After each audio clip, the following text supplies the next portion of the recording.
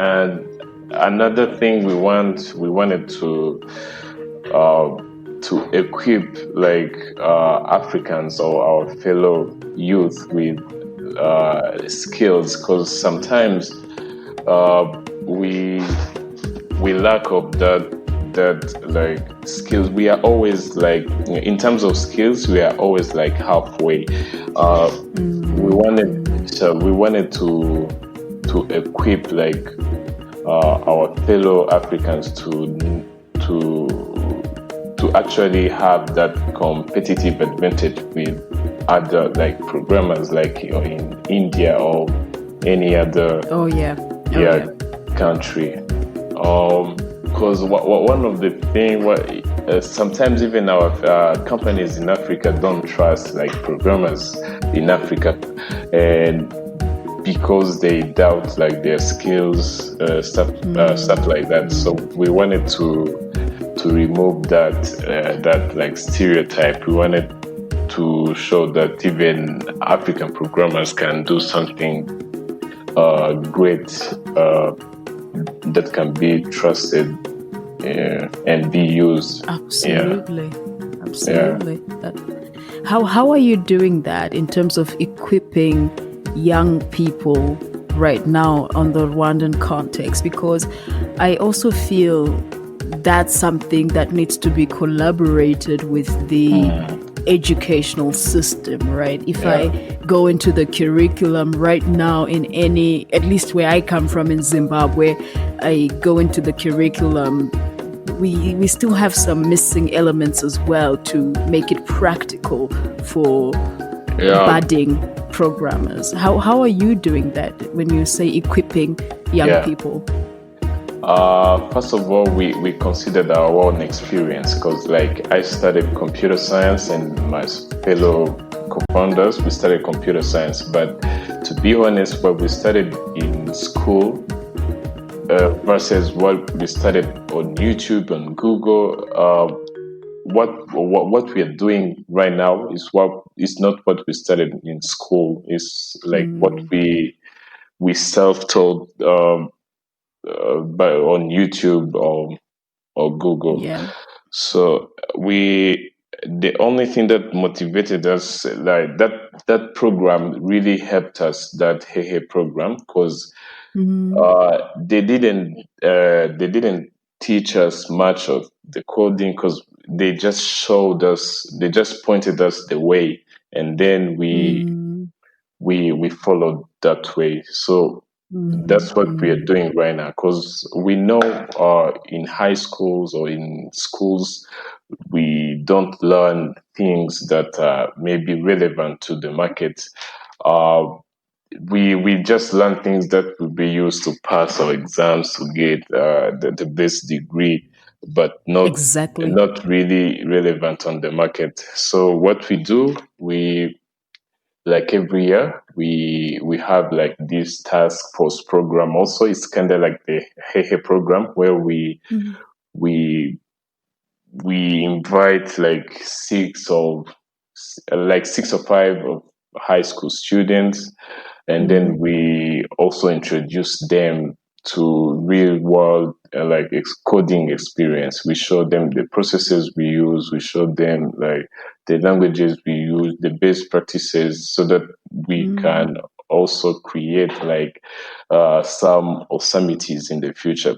We can just what it just requires is just to inspire someone, to point, to show direction to someone, then they will do the rest. I think that's what right now we are doing.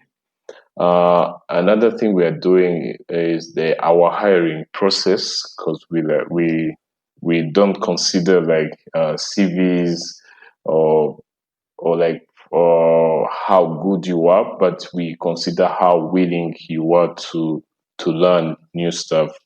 So we when we hire someone, we give them like 2 months where we teach them some our ways of coding, and then by the time after 2 months, and then we can go ahead and start our contract, like a real contract.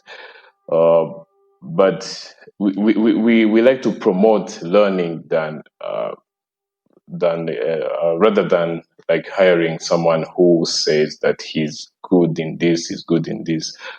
Yeah, we promote those who are willing to learn. I love that. I love that. And I think this is the future. I mean, the CV, honestly, is one of the most misused Yeah, paper yeah, certificates, yeah, misused. And the idea of learning, that's really amazing, and how you are integrating that into your hiring process. I wish more companies would do that, like just literally yeah. hire people based on their ability to To grow, learn. on their Yeah, potential to learn. yeah, Yeah. That's amazing, and really great work that you're doing, especially from a high school level. Because I feel after university, that's already a bit too late to onboard yeah, people. yeah. But really, from that high school level, absolutely amazing work. So, Yeah, thank you. awesomity. What does awesomity mean? You said awesome and creativity. Yeah, actually, when we were in Hehe Labs, remember that we were forming like small groups, and Yeah, then one of a group called Awesomity, which was like awesome creativity.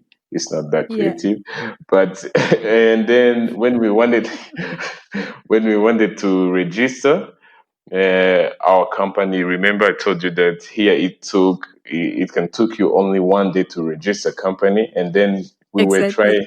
we were trying to brainstorm a name for our company, and then we couldn't find a name in just one day, and then we were like, let's tell them. And we were like, let's tell them let's put Osamity as a placeholder, and then we think of the name later, because we wanted to register that business, our startup. So after being called the Summity, I think people really liked it, and Yeah. then we said, okay, let's keep the name, and then we even made the logo, and then we fell in love with the logo, and then we we we were stuck with the name of Summity. Stuck with it. But it's a nice, yeah, it has a nice vibe to it. Yeah. Yeah, yeah, Awesome. it's Awesomity. yeah. Nice. And then the way you describe the process with so much ease. You wake up one morning, you're like, yeah, let's just do this. Let's just put a placeholder and we'll think about the rest later. Yeah. That's nice. That's nice. The courage to just do things.